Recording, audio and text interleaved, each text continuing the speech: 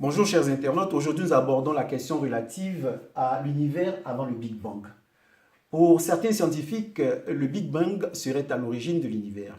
Lorsque Stephen Hawking est interrogé sur ce qui existait avant le Big Bang, il dit qu'il répond qu'il n'y avait rien avant le Big Bang. Et il nous appartient à nous, chrétiens, d'interroger notre livre sacré.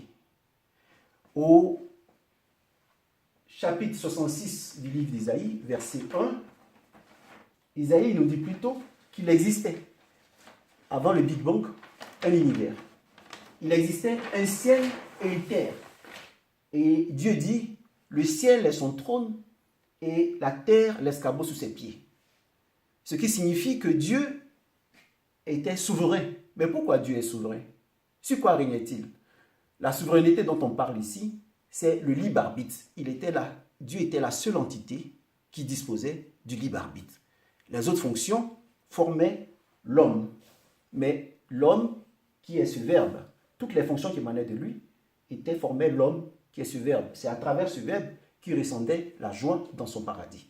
Donc en Dieu, il y avait une nature semblable à la nôtre, à la nature humaine. En Dieu, il y avait aussi des natures semblables à l'esprit, puisqu'il est esprit, semblable aux anges, puisqu'il est esprit, et semblable au Dieu, puisqu'il est sagesse.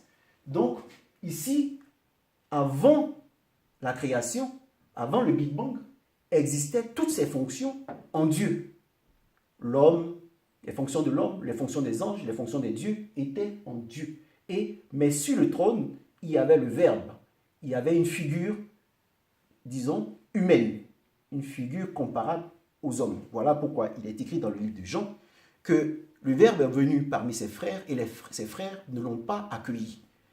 Sur le trône de Dieu était établi l'homme.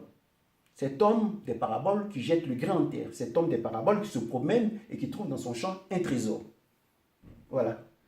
Maintenant, l'escabeau sous ses pieds signifie que Dieu coexistait de toute éternité avec le temps. Donc ce que dit Stephen Hawking au sujet du temps, qui commença avec le Big Bang, n'est pas exact selon ce que nous dit Isaïe. Parce que les pieds de Jésus représentent le temps. Les pieds de Jésus représentent les corps dans lesquels l'esprit doit descendre pour vaincre la mort et amener tout l'univers au royaume des cieux. Les pieds représentent notre cœur. Quand le Seigneur, le Jésus Saint, lave les pieds, il sanctifie en fait les cœurs, parce que ce sont les pieds qui sont en contact avec la terre et ce sont les pieds qui se souillent. Comme notre cœur en contact avec cet univers se souille, est tenté et se souille. Donc, en lavant les pieds, Dieu sanctifie les cœurs. Donc, ce qu'il nous faut retenir de cette phrase du prophète Isaïe, il nous faut savoir que coexistaient de toute éternité la dimension intemporelle et la dimension temporelle. Il existait donc le temps avant le Big Bang. Il existait le temps avant la création. Et pour le comprendre, il nous faut savoir quel est le processus qui va enclencher le Big Bang. L'alpha est l'esprit pur.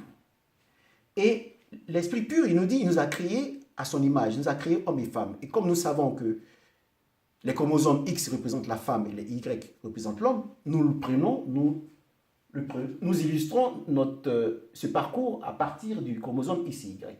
Alors, de l'alpha émanent des rayons chargés des fonctions de la femme et de l'homme. Quand ces rayons se déposent dans le verbe est l'homme qui jette le grain en terre.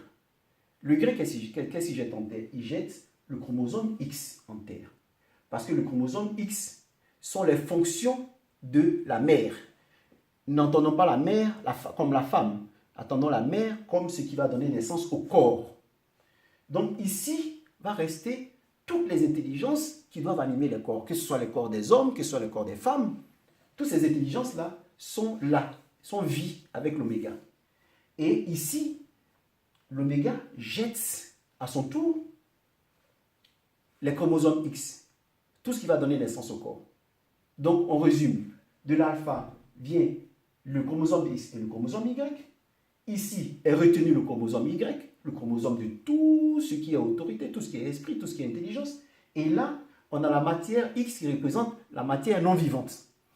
Et nous avons vu la graine mère de la création dans la vidéo 10, que cette graine, la vidéo 10, oui justement, que cette graine, cette mère va contribuer à la maturité de l'embryon. Et quand l'embryon sera mûr, alors les temps seront accomplis. Et Dieu interviendra pour la création. Mais au-delà de cette expression disant que Dieu interviendra pour la création, au-delà de ça, il y aura un mécanisme automatique qui sera enclenché. Quand l'embryon va engendrer de l'énergie compatible avec la vie descendra. Et donc, l'oméga commencera à envoyer des ondes qui vont être à l'origine de la création. Alors, premièrement, dans le ciel et la terre qui précéda la création, on a les ondes qui viennent de l'alpha. Deuxièmement, quand l'énergie va sortir de l'espace-temps, ce sont des ondes qui proviendront de l'oméga. Voilà ce qu'il en est. Alors, le temps est à l'origine de la maturité, du point d'équilibre entre la dimension intemporelle et la dimension temporelle. Donc, l'escabeau sous les pieds du Seigneur représente ce point d'équilibre. Il ne s'agit pas d'un système, d'un équilibre dynamique, où nous avons une énergie versée dans un milieu ambiant qui a atteint un niveau et atteint un point d'équilibre. Non. Ici, le point d'équilibre est marqué par la maturité de l'embryon. Voilà pourquoi toute la Bible nous dit quand les temps seront accomplis, c'est-à-dire quand ça parviendra, les éléments s'aimer parviendront à maturité. Quand les temps seront accomplis, on envoie Abraham, on envoie Moïse, on envoie Jésus, on envoie le Saint-Esprit. Quand les temps seront accomplis, le grain s'émet mûr, on envoie Noé avant le déluge. On envoie le Fils de l'homme avant le déluge de feu, quand le soleil s'obscurcira et les cieux seront enflammés et notre terre entrera dans le Big Crunch. Donc, il nous faut comprendre que le temps est lié à la maturité de l'embryon. Donc, le processus qui va conduire au Big Bang, que j'expliquerai plus tard, parce que ce n'est pas forcément un Big Bang, le processus qui va conduire au Big Bang est un processus qui est intimement lié au temps. Il n'est pas indépendant du temps. Et coexistait de toute éternité la dimension temporelle et la dimension intemporelle. Coexistait l'esprit et le temps.